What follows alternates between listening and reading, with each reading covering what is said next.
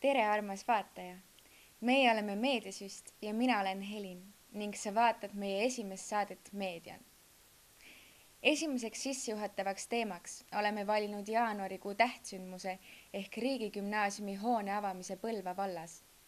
Kes seal kohal käisid, mis seal tehti, mida nägi ja mida tegi kohapeal Meediasüst, vaatamegi kohe lähemalt järele.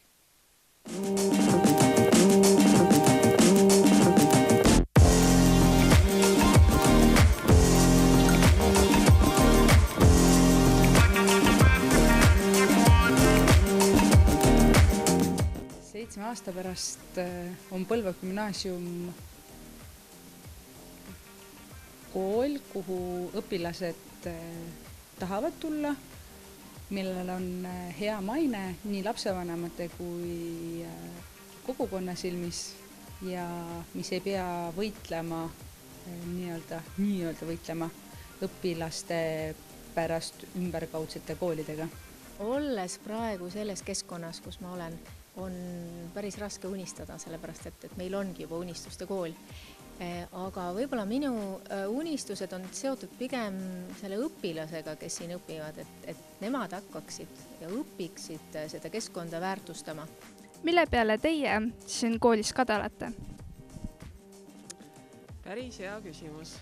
Võib-olla ehk selle üle, et selles keskkonnas oskavad noored rohkem oma aega väärtustada õppimise jaoks. Kõigepealt, et siin on õhku, avarust ja valgust. Ma pean tunnistama, et minu enda koolimaja küll niisugune ei olnud. Meil oli ka lahe. Mina õppisin Mõisakoolis ja Puurmani lossis. See oli selline ilus valge hoone, aga ei anna võrreldagi tänase Põlva gümnaasiumiga. Oi, ma ei ole üldse kade inimene. Ma peaks ütlema, et ma olen rõõmus ja mul on hea meel, et koolimaja on selline natuke teistsugune. Ta tekitab kohe sellise gümnaasiumi tunde, et sa tuled uks sisse ja sul on veidikene traditsioonilisemast väljas ja sa leiad endale sellise pesa kuskil ühe või teise nurga. Aga ja ma loodan, et ta on ka sisuliselt teistsugune. Mine tea, et mu väike lootus on, aga kade ei ole. Hea meel on.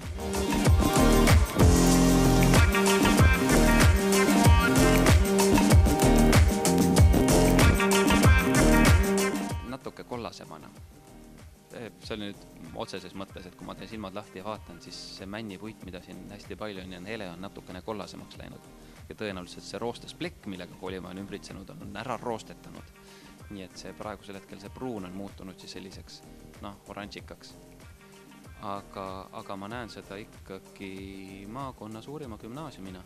Ma näen, et siin on umbes 250 õpilast ja ma näen, et need asjad, mida me oleme siin katsetanud selle esimese aastaga ja sisse viinud, et need on paika loksunud ja iga asi on leidnud oma koha. Nii et seda võetakse enesest mõistetavana. Nii et ma näen ka seda, et visioon on selline, et kui sa Põlva gümnaasiumisse sisse ei saa, siis sa võid võib-olla Treffnerisse õppima minna.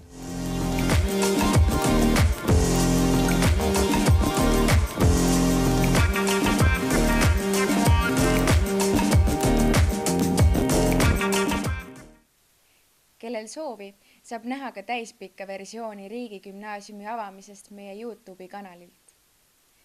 Järgnev video on neile, kellel pole suusatamisega just kõige paremad suhted ning ilmselt seetõttu on nad ka suusatundidest korralikult poppi teinud.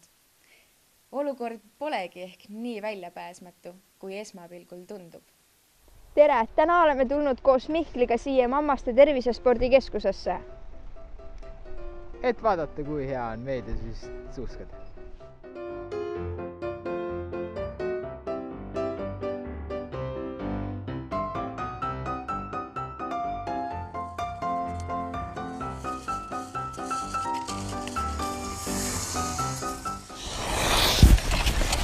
No mis siin toimub? Kas siis see on suusatamine või? Kas see ei ole siis või? No see on suuskadel olemine, mitte suusatamine. Suuskadel suusatamine on natuke teistmoodi. Tuleb edasi ka liikuda. Aga te olite enam-vähem paigal ju.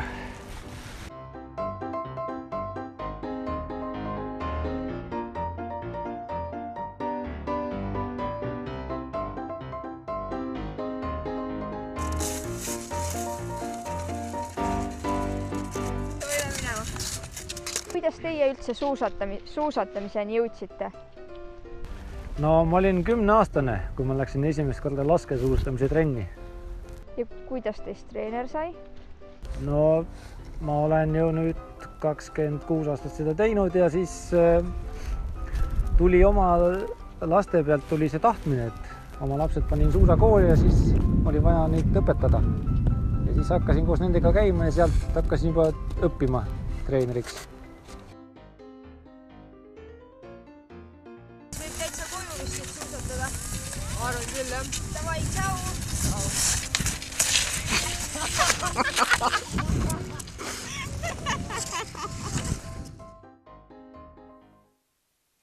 Hanna ja Mihkel andsid lubaduse sellel aastal ilusti suusatama õppida.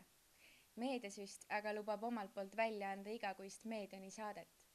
Vaatame, mida lubavad teised. Et mis ma olen nagu endale lubanud või eesmärgiks seadnud.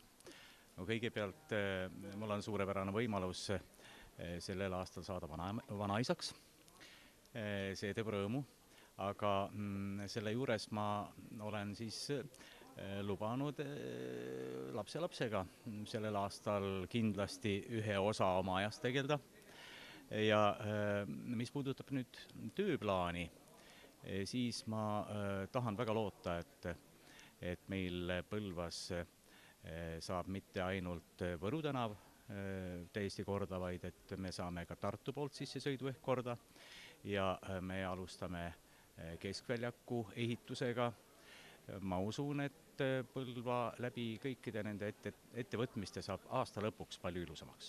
Ma olen lubadusi andnud küll ja see üks lubadus, suur lubadus sellel aastal on traditsioonide murdmine, nii et väga vahva algus on ka vallatasandil see traditsioonide murdmine, et ka selle koolimaja avamine on ühe suure traditsiooni murdmine heas mõttes, nii et loodaks, et see aasta toob uusi traditsioone.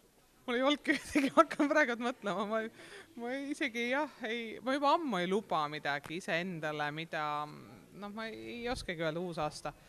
Ma arvan, et uueks aastaks on ootus, võib-olla kõige õigem sõna, ja ootus on see, et tuleb põnev aasta, tuleb natuke rahulikum aasta kui eelmine aasta oli pöörane. Ja väike ootus on võib-olla selles ka, et kõigil on hästi ja kõigil on tervisega korras, sest see aasta võttis ka sõprade ringist nii haiguste kui tõsisemate asjadega, nii et tahaks sellist rahulikku ja toredat aastat. no ma kõva häälega ei ole midagi välja öelnud, aga enda sisimas olen mõelnud ja luban minna Tartu maratonile. Päris ausalt öeldes siis sellel aastal ma ei andnudki ühtegi lubadust. Ma lubasin, et ma ei luba mitte midagi. Ootused. Et see aasta tuleks ikka parem kui eelmine. Et rohkem tööd ja... Ega erilisi lubadusi nagu enda jaoks polnudki. Mõned lubadused olid juba varem antud. Suurem ootus on see, et sõda ei tuleks. Aga muidu, et igaühel ikka läheksid need soovid täida, mis nad tahavad, et nad leiaksid sellised inimesed, kellega neil koos on hea ja Põlvamaa on ilus maa, siin tasub olla. Anda käsipallis endast kõike, mitte kunagi alla anda endast 100% ja esindada Põlvamaad hästi Eestis käsipalli mängides ja veel õppida hästi koolis. Selline oligi meie esimene saade. Jäta oma tagasiside kommentaaridesse ja kui sul on ehk mõni äge idee, mis võiks kajastamist leida, siis anna sellest meile julgelt märku meie Facebooki lehel ja me teeme selle ära. Tšau!